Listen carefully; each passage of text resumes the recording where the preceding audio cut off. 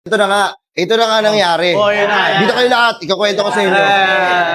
Ganito nangyari dyan, Tol. May usapan kami ni Magellan. Konta ko na siya. Sabi ko, sige pre, wala nang malalago sa buhay. Wala nang tayong uutangan na buhay o sisingilin. Square bati na lang tayo. We? Yes!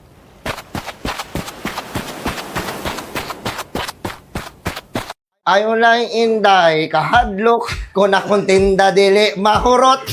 Ato niya kining nga kurabusan na nakita o niya ko magkaon-kaon. Naalala ko pa noon, alas 4 na madaling araw ng 1591. Nasa gilid-gidaan ako ng pagtulog.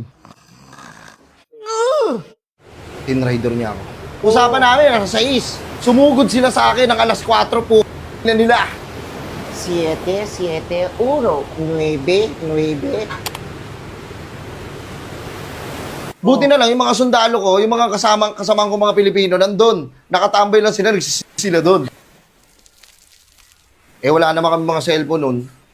Nagkalampagan. Ting-ning-ning-ning-ning-ning. Umabot sa akin, natulig ako, nagising ako. Sabi ko, pagkagising ko, anong meron, men?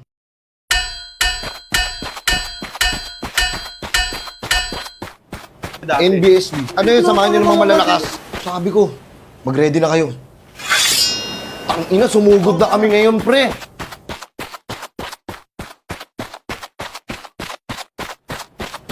Sasawi na lang isa sa inyo.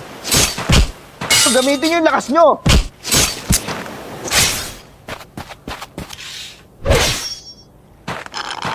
Mga walang bitaw. Hey. Ang ina, saligan tama.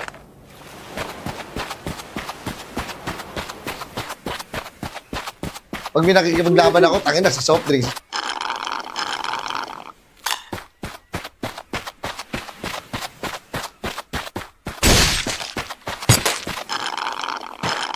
Oh, ginaganon ko lang yun, oh. Ching! Tangin mo! Ching! Huh? Oh, parang ano? Hinihipang ko lang, men. Ano nga, subjects ako? Huli!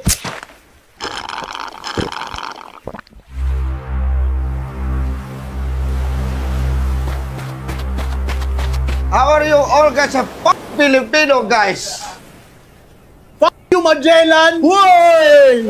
Everett is kaya mo celebrate ka! Uy, gagawin Ano ba, sinusumpa na kita nun? Putang ina mo! Uy, gagawin yung... Doon kayo sa sarili nyong bansa, doon yung sakupin nyo, huwag yung Pilipinas. Po, isi lang po. Akin to! Nagmamadali ka ba? Gusto mo, spare muna tayo dyan, oh.